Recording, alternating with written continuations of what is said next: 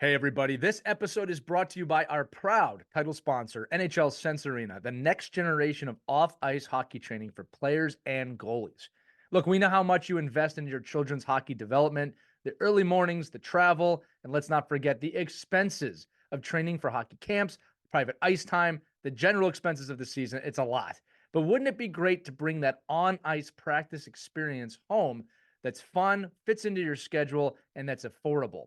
If you said yes, which I'm sure you did, you've got to check out NHL Sense Arena. It's a top-tier virtual reality training game that brings the on-ice practice experience home so you can practice anytime and anywhere, literally. You can transform any part of your home into a virtual ice rink where you're getting unlimited access to over 100 drills, training plans from top coaches and players, weekly drill challenges, and more that focus on improving hockey sense and physical cognitive skills, starting at just $33 per month. That is a lot cheaper than an hour of ice time. The physical side of hockey gets a lot of attention, but we don't focus enough on the mental side of it. It's something we talk about on this show all the time. NHL Sense Arena provides an immersive solution for players to sharpen those skills when ice time is limited or not affordable and they want to get those extra reps in. So, for our listeners, NHL Sense Arena is offering an exclusive $50 off their annual plan. All you got to do is head over to their website, hockey.sensearena.com. Again, hockey.sensearena.com, and use our code HOCKEYNEVERSTOPS, and you'll level up your off-ice training by using NHL Sense Arena. Thank you so much for listening. Thank you so much for supporting us and NHL Sense Arena. Enjoy this episode of Our Kids Play Hockey.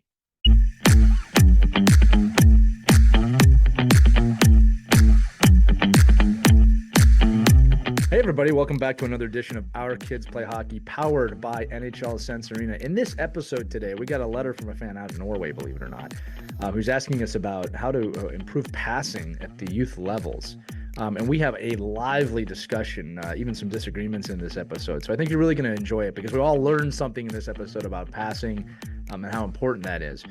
But it's also a great opportunity for you to understand that our title sponsor, NHL Sense Arena, actually has several drills built into the program. It's more than several that help your kid improve their passing in a virtual environment. I'm going to be sharing some of these drills in the coming months, kind of a drill of the month format that showcase exactly how within the virtual reality environment, it helps your kids build that on-ice awareness, the awareness of the puck, how to catch and receive a pass, but more importantly, how to look up and see the situation and scan the ice to find methods to pass to make them better in a game, better in a practice, better in a hockey environment in general. So again, just to remind you, all you got to do is head over to hockey.sensearena.com. Use our code HOCKEYNEVERSTOPS. We'll give you $50 off an annual subscription.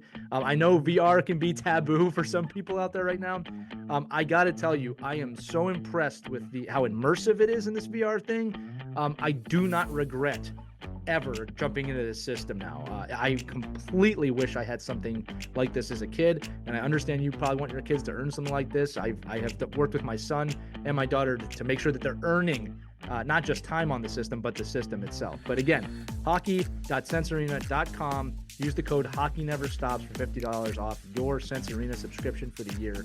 I'm not gonna lie to you, totally worth it. I know it seems like I'm obligated to say that because I'm on the podcast and they're the title sponsor, but when we partnered with them and we waited to partner for a long time, we wanted it to be with somebody that we believed in. And I'm telling you that I believe in NHL Sense Arena for exactly the method I'm telling you today as a player. And we'll get into the goaltending stuff in the future with them. But with that said, let's dive into this episode of Our Kids Play Hockey, powered by NHL Sense Arena, all about passing today.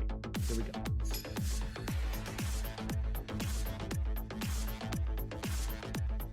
Hello, hockey friends and families around the world, and welcome back to another episode of Our Kids Play Hockey, powered by NHL Sense Arena. Today's topic is an important one. We have received a letter all the way from Stavanger, Norway. Mike, why don't you say it the correct way for the people in Norway? No. Don't put me on the spot. Don't put me on the spot. My whole family. Say it over there?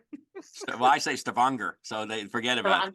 Yeah. I get run out of town. Yeah, it's I just go with Oslo. Easy. There you go. I know where Skedsmo is. Skedsmo, yeah. Hey guys, easy. we got a letter from Norway.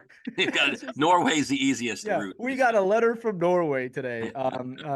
Again, thus doubling down that we have a very large international audience. We want to say to everyone in the United States, Canada, and around the world, that's why we start the show with hello, hockey friends and families around the world. Thank you for being loyal listeners. but this is a topic that I know as a coach, it's really particular for me. It's something that I try and work on with my kids. I know Mike has his own set of thoughts on this, and then Christie literally wrote a book about it. So great topic today. I'm going to read the letter here from Andreas. He says, "Hi, I'm Andreas, coach from Stavanger." I should say, coach from Norway. Excuse me, I'm doing it again. Love your podcast. I'm learning so much. I'm wondering, have you spoke about how to get the kids to pass? Any ideas that you have? How big of a problem is this if they don't do it up to age 10 years old? So common problem that I shouldn't say problem, common thought, common question that I get a lot in the mite, in the squirt levels, and then beyond into Pee-wee all the way through. So I'm going to start with this one by giving it to Mike Bonelli. Mike, passing in youth hockey, your thoughts? Yeah. Well, listen, if you can take the puck and go score every time, then don't ever pass. Why? The goal is to win the game. The goal is to score. So if you can score at will, and you could be a player that never has to move the puck to anybody, I say go for it. But eventually you will run into a wall.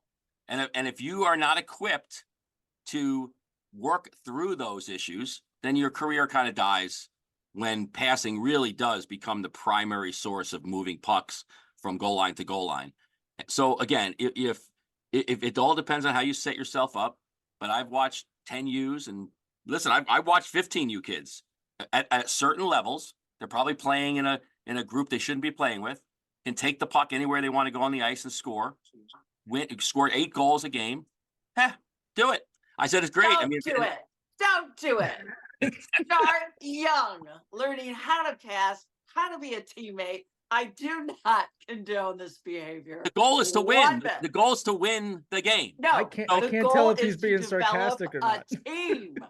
A team. What is the team concept, Mike Bonelli? Explain what a team concept is. Win. It's all about winning. Win at all costs. At age 8. Win the game. That is sick. Mike, You're I really stinking can't up tell. this podcast. You are so stinking up this podcast. I'm just saying. Listen, I'm around rinks every single day with 8-year-olds, and they are winning. Why? Because a kid can take the puck from end to end, the thing over a 4-foot tall goalie. It looks like a sock draw goal, and they win. And you know what? People are very, very happy about that. I see all the kids raise their hands. The coaches are victorious. And I just say, don't pass until you can't play without passing. So now, let's teach selfishness. No. We're teaching winners. We're teaching players. You're teaching losers. I can't believe we are so far apart of this issue, which is why I wrote the book, The Puck Hog, because we had a kid like that on Sophia's team. He was amazing. They were 8 years old. He had the talent of a 12-year-old and the legs of a 12-year-old. And all he did was go up the ice and score. And you know what that did for the rest of the team? It divided them. It made them feel like they weren't part of anything special. They weren't even happy to win because they felt like they weren't a part of it. And the coaches loved this kid who could score, and the parents loved this kid who could score. And the kids never got a chance to really feel like they're a part of that specialness. So there, I said it. But that kid, I'm sure left. But that, and considering the fact that I probably read that book 25 to 30 times, you would think I would have learned from that. But the premise that I'm talking about is players will learn that at some point they cannot play hockey without moving the puck. And until coaches add those roadblocks in there for them early. So a lot of times we have to, at the youth hockey level, create these environments for the kids. If you're going to play 3-on-3 cross ice hockey at the end of your squirt practice, and you're going to allow that player to be in an unconstrained environment, and you don't put constraint-based learning in, that player just reinforces the fact that they think they could just go and not move the puck. So if you have a player that doesn't have to move the puck and score, if you allow them to do it, you will win. Maybe the kids are unhappy. Who cares? At the end of the day, your job is to get that one kid moving as far in the game as they can. Now, that kid probably played pro, right? I'm sure he went on to be a pro hockey player. He went on to play college hockey. Best Where player. is Mike Bonelli? Who are you? This is like an evil Mike Bonelli. I know. Coming It out is here. the evil Mike Bonelli. I'm just saying there are kids that are better than other kids. So you know what? The fact is, then you need to take that player and teach them and put them in constraint-based environments to avoid to teach the end lesson, right? At the end of the day, the lesson is by moving the puck, you're a better teammate, you're a better team, you're going to be a better player. I work with 16-year-olds right now that still struggle with the fact that if you want to score down there, you need to make passes down here. And until you learn those things, and sometimes it takes it takes that player just getting the freedom to go until they learn it. And you know, really? And the sad What part is about coaching and teaching the player how to learn it early on? 100%, 100%. But to your point, and the reason you were motivated to write the book is because there's coaches out there that are saying, "Well, I look pretty damn good here. This kid's scoring games, and we're winning 8-7. I haven't taught one lick of defense. I don't even know my goaltender's name is, but all I know is that kid. If I put him on the ice, he's scoring goals." Yep. Yes. And they allow them to do it. And my point is, if you have that child, and you want to feel great about your 8-year-old, then go ahead. Just go ahead. Go score as many goals as you can, but you're not doing your kid any service. You're not doing that player a service. You're not doing your teammate. I was going to get the smelling salts. Yeah. Where are you? I'm starting to get the sense of this New York sarcasm, Connecticut sarcasm here. Not sarcasm. It's just just our kids that are better. So what are we supposed to do? Are you supposed to tell a kid to skate down the ice, circle around the zone a couple of times, walk through everyone, and start looking for a pass and say, no, but I don't think that's the situation we're talking about, right? I think if a kid gets a breakaway, you have a breakaway, you take the breakaway. I'm talking about, from my coaching experience at this age, the kid who goes on 1-on-4, 1-on-3, and tries to deke all 3 kids when his teammates are wide open and just doesn't get his or her head up. Yeah, but does he? But and my point is, if he gets through those 4 players, that's unbelievable. Yeah, it is unbelievable, but it rarely happens. That's an elite athlete. No, it's not. It's someone specialized in 1 or 2 skill sets. So, no, Mike, I do see where you're going here. I know, I see where he's going to, but selflessness, sacrifice, all those beautiful lessons that hockey can teach our babies. I'm talking about the little ones, the mites and the squirts. That wasn't the question. The question is not how do we build teams. The question is, what do we do when a player doesn't pass the puck? And the player doesn't pass the puck. Let him play until he has to pass the puck. Well, guys, you know what? That's when that player's career probably ends in checking. Once body contact comes in, it doesn't move that much further. It only took 200 plus episodes for us to disagree on something. That's what I just realized.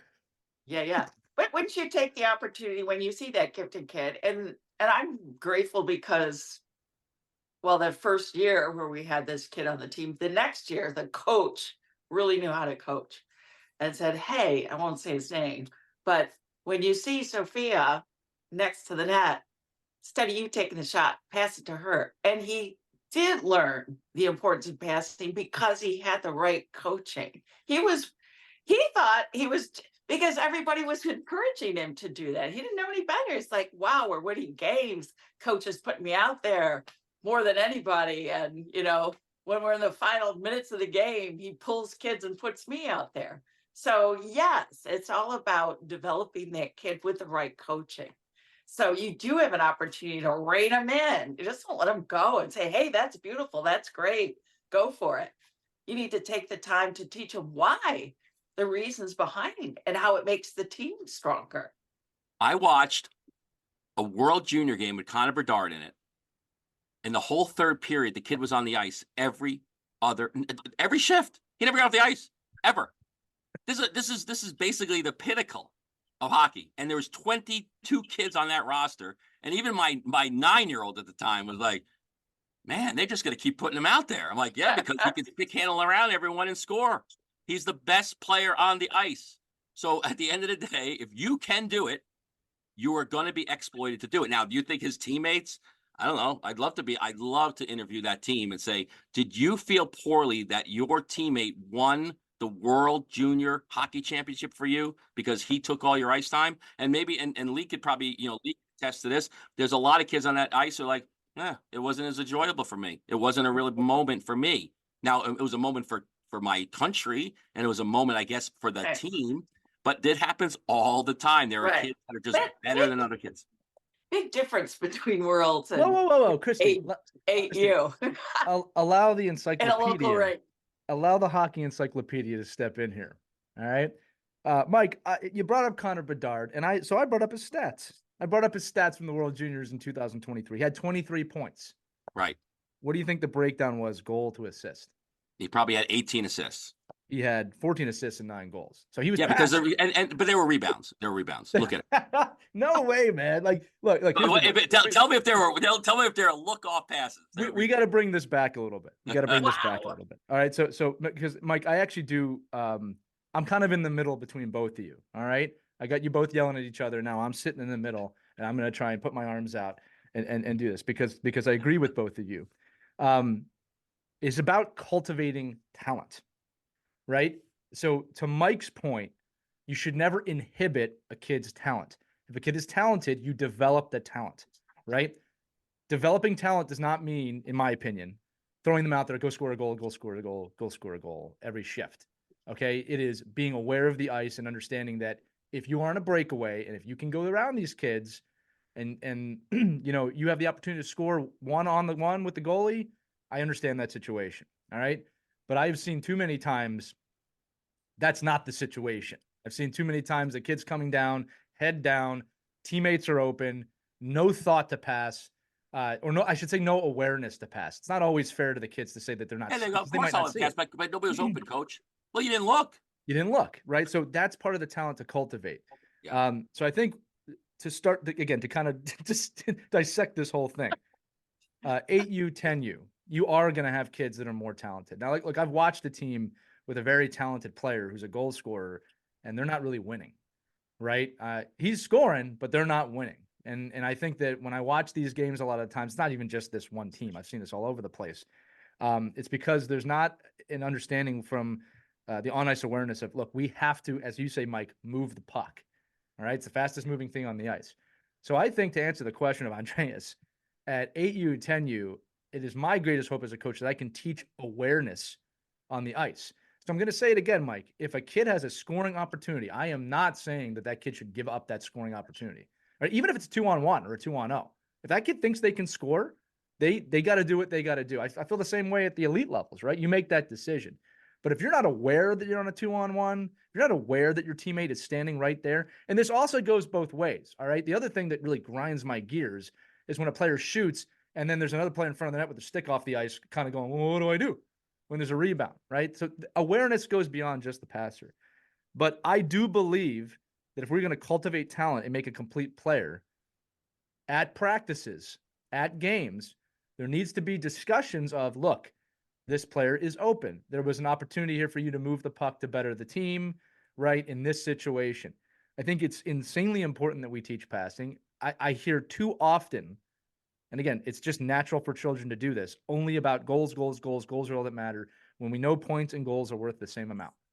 Right. So I think that it's on the coaching staff and the parents, to be fair, to cultivate an environment where kids understand getting an assist is a big deal. It is not nothing.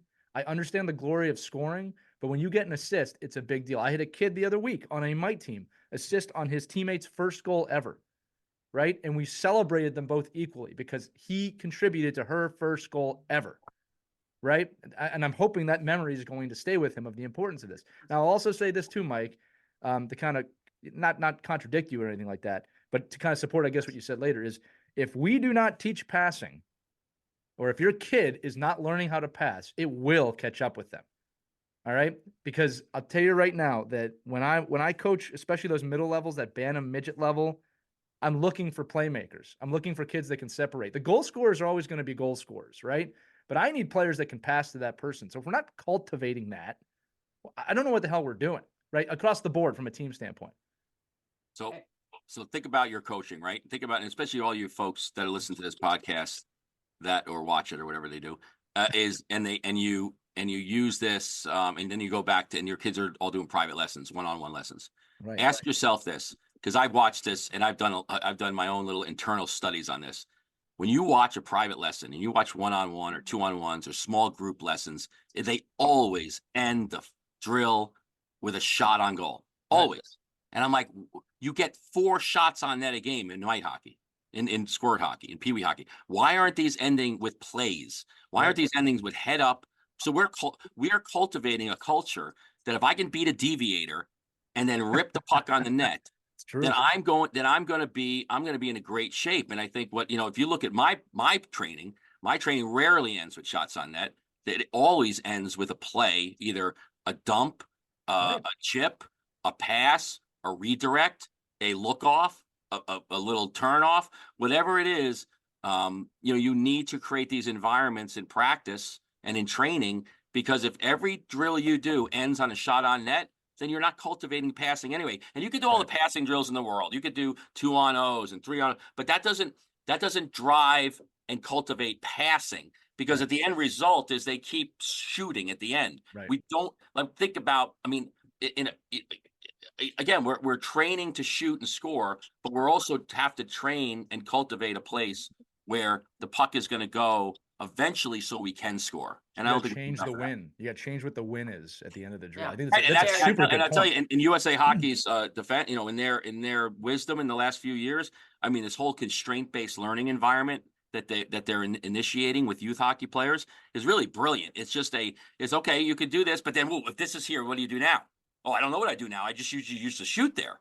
Well, what are you going to do here? You're going to, did you watch this Owen Tippett score the other day? This guy, you watch him come down. He does like a pushback spinorama and puts the backhand D in a really backhand shot. But again, I'm like, oh my God, but if you watch that guy, he probably did that a million times in practice. Right. And a lot of times that doesn't have to end with a shot. That could end with a look off, a pass. But the opportunity arose where the shot could be taken. But we don't give our kids enough options in practice that everything doesn't just end in a shot. Right. Everything has to end in options. And maybe one of those options is to put the puck in a safe place. We don't even teach that.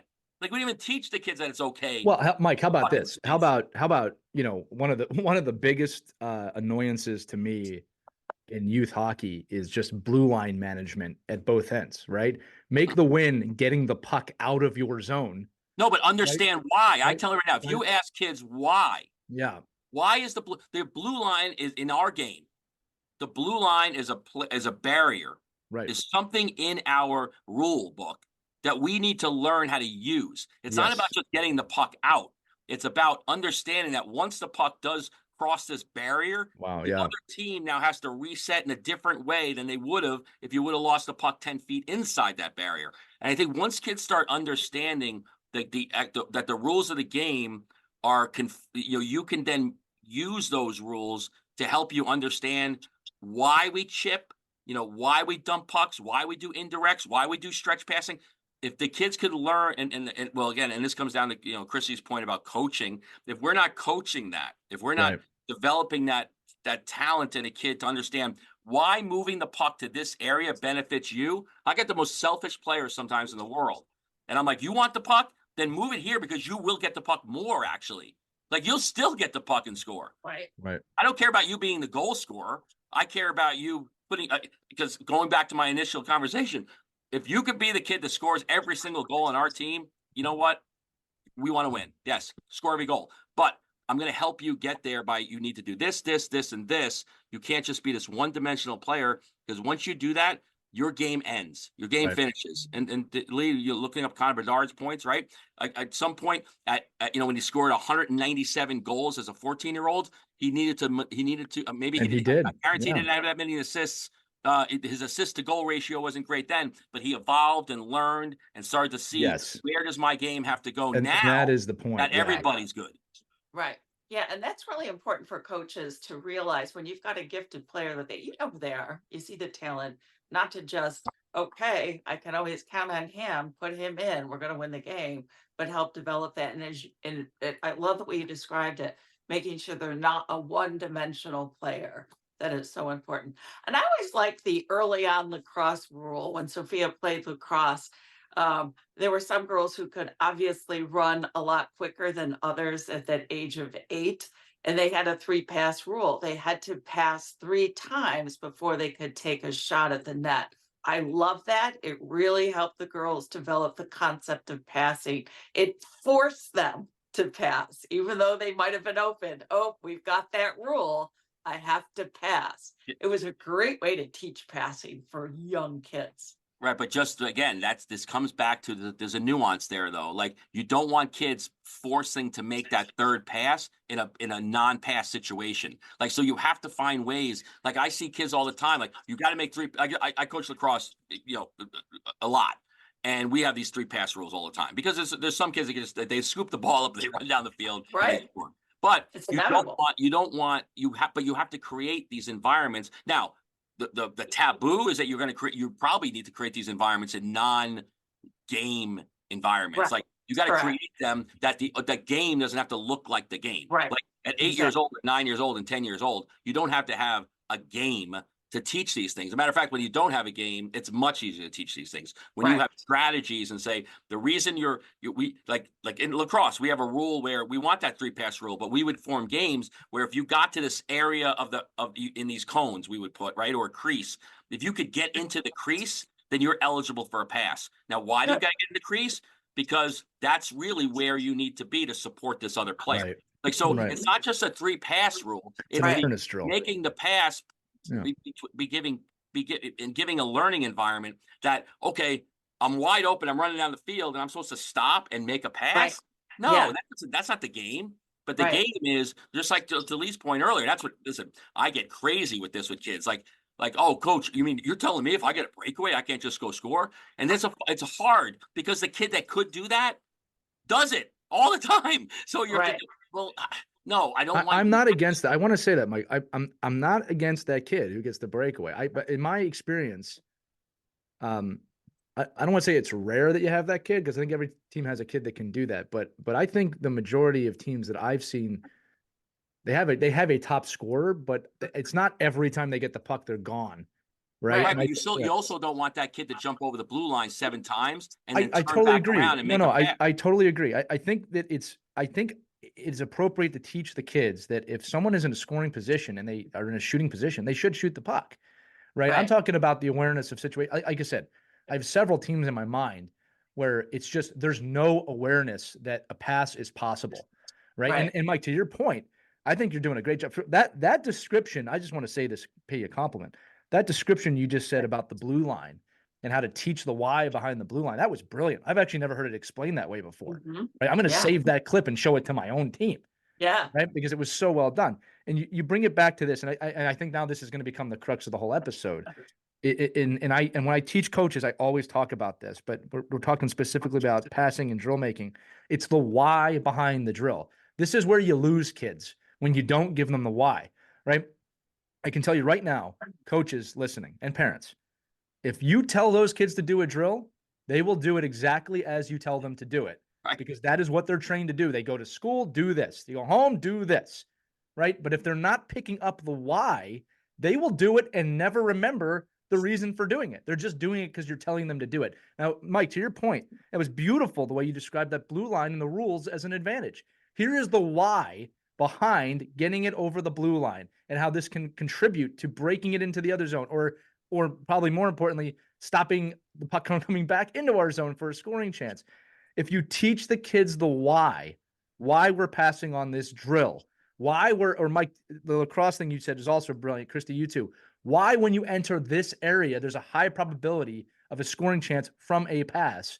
Now you are teaching awareness, and now you are teaching the game.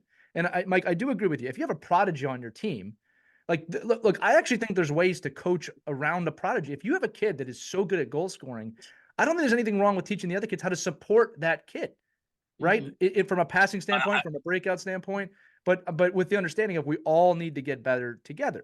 All right. So yeah, I just think it's really important that we cultivate awareness from all players, that it's very important to explain to players the value of passing, both passing and receiving, and awareness of the amount of times I see kids at the levels I'm coaching at, the younger levels, that get the puck and just whack it. And I always say this, we're not playing ping pong. We want to maintain possession. And I explain the why behind that as well, right? The art of passing. And I think that if we're not putting that into our practice plans, and Mike, you are right, not every drill needs to end with a goal, right? Well, and not every hockey event or lacrosse event or whatever we're doing has to look like the event, like that. And there's the crux, right? The parent looks and says, "This doesn't look like hockey. What the hell are we doing out here?" Well, and the kids are like, "Coach, I don't understand why this has anything to do with hockey." Like I have drills that kids look at like, doesn't even look like what a game would look like. No, but the concepts I need you to learn are space and timing and indirectness and support and all these different things that you can do then as we walk out of the game, that when I make a pass, I'm not a spectator now. I'm actually an active member of the next play. And I think that's where, we don't teach enough of all these kids. And again, number one, it's because our coaching, our youth coaching, resumes aren't great, and they need to be better. We need better trainers and less stat guys and girls and less schedulers. but the fact is, when you can create training environments that just are fun and beneficial to giving the sport, and that's why people talk about immersion sports, right? That's why they talk about a kid that's a hockey player learning how to play basketball and soccer and lacrosse, because in theory those should help those kids understand space and time. But if we don't reinforce those things on the surface that we're playing, right? I could do all the basketball drills I want.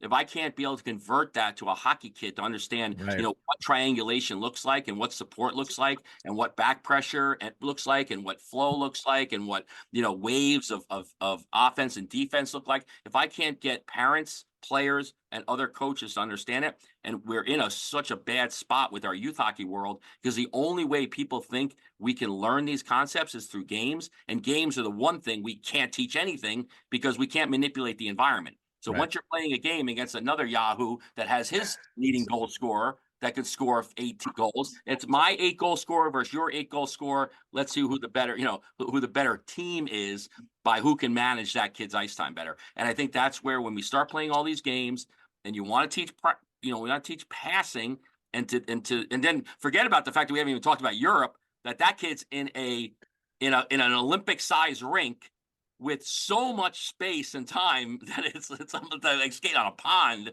for a 9-year-old. But again, when you dive into those environments, like those kids are playing, they're playing half ice hockey. They're playing, their surface is shrunk, even though we think it's bigger. It's really shrunk up until I think 13 years old actually now. Wow. So it's really just a matter of what our best way to teach passing is: keep them from playing in environments where you can't control, because then, to Christie's point, you can manipulate and teach that kid why passing is important and how it benefits them. I love that challenge. I love taking that kid that says, "Coach, I'm the best player on the ice." Yeah, okay, well, I'm going to put you in these situations where you're going to feel pretty small, and think, and you can now, if you can't do that and this kid still beats you, you're like, all right, this kid's good. I mean, this kid's and then you take advantage of that. But I don't know. I just think it's an issue of saying, what environment can we put these kids into to show them that passing will benefit them, their team, and the team win. Right. And parents need to support that concept too, 100%. Because I've seen parents be the driving force behind the kid who doesn't know how to pass and doesn't want to pass, and the parent can also play a really important role along with a coach. They need that reinforcement at home too. Like, hey, coach doesn't wants me to pass, but Mom, Dad, you're always telling me go there because I can do it. I should win the game for the kids. But so you need to also, as a parent, say, look at you want to become a really good hockey player, you got to learn how to pass. You got to learn space. You got to learn awareness. You got to build that game IQ. And part of that is being a good passer as well. So that parental support is important too. 100% agree. This seems like a really funny moment to do this, but we do have to talk about NHL Sense Arena real quick, because there are so many drill sets within Sense Arena that, teach the value of passing and receiving a pass and finding open ice. And I know that there are titles sponsored, everybody listening, but there is immense value there. So we're going to be doing drills of the week and drills of the month in the coming weeks, I should say. that will showcase that. So for those of you listening, just keep an eye out on our Facebook page, Our Kids Play Hockey, because we really want to show you the value of that system. I'm not going to dive into it too much here now, but there are ways to teach this. You know, Mike, a few weeks ago, I did a Playmakers clinic. I was asked to do a clinic, and I said I wanted to teach the value of passing. And you're inadvertently paying me a compliment, because we did a lot of drills where the win was a good pass or understanding awareness of when to make a pass. And I really wanted to impress upon the kids that this is a skill set worth developing in addition to whatever you're great at, skating, shooting, right, checking in some cases. I want them to have an awareness of this. And the way I ended the clinic, and follow me here, because it does kind of end with a goal at the end of the drill, but there's a higher purpose here, is I had middle school aged kids and elementary school aged kids out for this clinic. And what I told the kids at the end was, I made two teams. I split middle school and the elementary school kids into two separate teams, not elementary versus middle school, but two mixed teams. And I told the middle school kids, you are only allowed to pass. Only the elementary school kids can score a goal, right? So now what happens after this clinic is the elementary school kids are skating for position as hard as they can, because these middle school kids are bigger. And yeah, they want to score. But the win for the middle school kids suddenly was, I got to get a great pass to this younger kid who might not even be able to handle the pass, right? And man, Mike, when they connected on a pass, the whole crowd went nuts. Like the parents went nuts, the coaches went nuts. I only think 1 or 2 goals were scored, but it was clear that wasn't the point, right? The point was get open, skate hard, which is always a problem at these ages. Like I always say to parents, well, why don't they skate? They think they're skating because they're drifting and they're moving. So they think that they're skating, but they're not, right? So suddenly every kid on the ice had to move. The middle school kids had to really put their heads up, because scoring is not an option for them, right? In this environment, right? And I was just really happy with the way it ended, where we were celebrating good passing. And I think something was learned by both groups that day. Right. But so next week, when the coach dumps the pucks out at center ice, right, or in the zone, I want you as a parent to see how many kids pick a puck up and start ripping them off the glass in the net. Right. And then see how many kids find somebody on the ice and say, hey, let's skate around and make passes to each other. Let's see if we, I'm going to go backwards. You're going to go forward. I'm going to go backhand, forehand. Yeah. See, and nobody does it. Why? Because it's not ingrained in their culture. It's not like, I don't agree with you. I've seen kids do that. I've seen kids start passing. That's great. If you have a kid that says it's going to say, hey, instead of me just going in the butterfly drill and ripping pucks, I'm going to find a teammate of mine, and my goal is to skate around and avoid everyone and make passes to each other. Yeah, look, let's encourage that, Mike. I look, everybody listening, look, shooting is part of warm-ups, and a lot of it depends on how much time you have. But if you're not spending time in warm-ups working on that, I mean, look, the first thing I do after I stretch a lot and get myself ready, but even when I was playing, the first thing I do is I start doing a skating routine where I pass the puck off the boards and receive it back hard. That's my warm-up. That's my start. I will do that for several minutes before I even think about shooting a puck on net. Now, again, that's me. All right, different people do different things. Sometimes players, you're right, go out there, we see it in the NHL, and they just start ripping shots. All right, but again, that's the NHL, and that's after it's different. But they start passing too. Yeah. You think about all these guys, all these kids in the game. They get 3 shots a game, but they probably pass the puck 60 times. So what's the more important skill? That's a good point.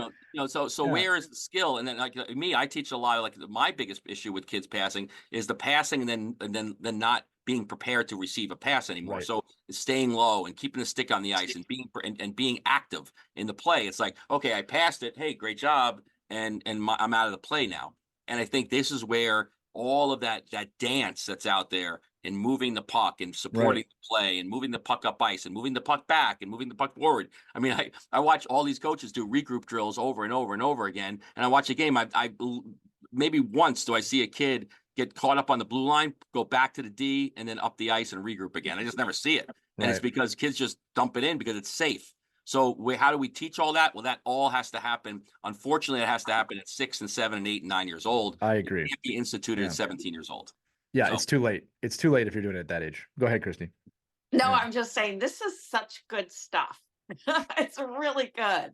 I wish my kids had the opportunity to learn from both of you. Thank you. Those drills are just, I wish we had that when they were kids. Sometimes, I think we take kids for granted and what they can receive, like cognitively, right? Like Mike, I love when you say, we don't say these things enough. They're out there, but it's like, yeah, you're right. 7 shots a game by one player would be excessive. Like, that's a lot of shots, but you're going to get a minimum of 7 pass opportunities a game, most likely. Right. So it's like, what is the more valuable skill? They're both valuable. Don't get me wrong for the people listening at home. But it's like, if you're not putting the onus on receiving and catching a pass, it's going to eventually create the scoring opportunity anyway. Right. I just, that boggles my mind.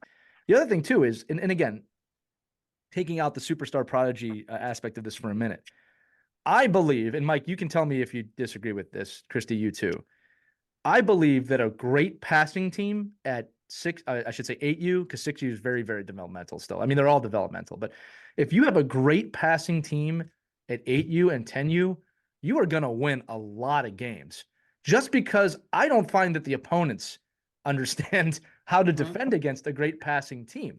Right. Yeah. And I should define this. A great passing team to me is a team that makes the attempt to move the puck down the ice, right, with the awareness of what they're doing. I'm not talking about the team that gets it and whacks it and you get lucky, right, because somebody might have been there. But when I think about scoring opportunities at the squirt level, I mean, if you have a passing team, just the way goaltenders move, you're going to get great shots on net, right? If you can move it across the front of the net or even move it up to the defense. When you listen to the NHL, you hear it all the time, going north to south, east to west. So I think if you can, from a coaching standpoint, develop a team with that skill set as a team, the goal scoring will take care of itself a lot of the time, right? It's Mike, the same concept from Meeker to Skinner. The puck is faster than any player. That's right. Move the puck and you will be faster. Your team will be faster. Your players will be faster. Your reactions will be faster. Learn to move the puck and you will get those goals. And I will say, if you looked at the Edmonton Oilers right now, oh yeah, and you said how many completed passes, and I don't mean like tape to tape, area passes, indirect passes, puck moving north, puck moving south, quickly back to north, transitional play. If you look at that and you look at their winning streak, I guarantee there's a correlation between accepted and given passes and completed area plays and not. The days of dumping the puck in and chipping it off the glass and getting rid of it as soon as possible are over. And you need to move the puck. And the game is so fast that unless you learn how to receive and give passes, you can't play the game. It's just impossible. And I think if you're playing, with your 8-year-olds in 1980 hockey, then you're just setting them up for some really, really, failure down the road. Well, 100%. 100%. I will close this episode on this. I'm reading Mark Messier's book right now called No One Wins Alone, ironically enough. And Mike, it's funny because both Edmonton Oilers today and Edmonton Oilers back in the year I'm going to talk about, 1988, were experiencing this problem. And Messier was talking about the 1988 season, 87-88, where Wayne Gretzky had just been traded to the Kings. And he said the biggest mistake he made in that season, where they did not win the Stanley Cup. I don't even think they got out of the first round that year. Right. This is 1989. I apologize. The biggest problem with 1989 was, he said, he tried to do everything by himself. And he's writing in the book about how he felt the pressure of Gretzky not being there, and that he made this mistake if he tried to do everything by himself. And then the 1990 season, he understood that. He didn't do that. They won the Stanley Cup. Right. So even I guess he's the third now greatest player stat wise in the NHL, is saying you cannot play this game at the highest level without understanding how to pass. Mike, you gave me a heart attack at the beginning of this episode. I'm not going to lie to you.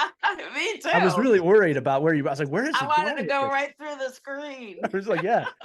I was just joking again. 200 plus episodes, we finally disagree, but I think we had a really great discussion here today, and a back and forth discussion, which is really the best way to do it. This is how we learn. And I want to shout out again Andreas, who wrote this letter. We thrive on when you ask us these questions, because these are the discussions that really do need to be taking place at the arena, on the homes.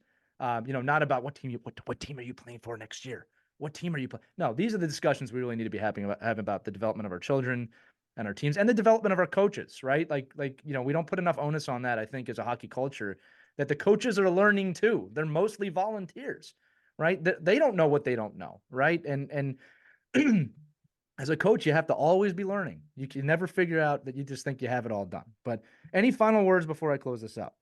No, we are lifelong learners. That's so true. Mike's smart enough not to say anything back to that, I think. Got a thumbs up there. All right, that's going to do it for this edition And pick of Our up the Kids Play Puck Hog Hockey. if you can. Read it to You know your what? kids. We are going to give a shout out to the Puck Hog. You can find that book lots of different places, Christy. Yeah. But make sure you check out ourkidsplayhockey.com. And again, all episodes available there. Want to give a quick thank you to all those of you that voted for us for Podcast of the Year. We're looking very good for that right now. We'll have those results in a few weeks. And again, if you're inclined, give us that 5-star review on Apple Podcasts, on wherever you listen to us. That's a really big way to help us out. But for Christie Casciano Burns and Mike Bonelli, I'm Elias. We'll see you on the next edition of Our Kids Play Hockey. Take care, everybody. We hope you enjoyed this edition of Our Kids Play Hockey. Make sure to like and subscribe right now if you found value wherever you're listening, whether it's a podcast network, a social media network, or our website, ourkidsplayhockey.com. Also, make sure to check out our children's book, When Hockey Stops, at whenhockeystops.com. It's a book that helps children deal with adversity in the game and in life. We're very proud of it. But thanks so much for listening to this edition of Our Kids Play Hockey, and we'll see you on the next episode.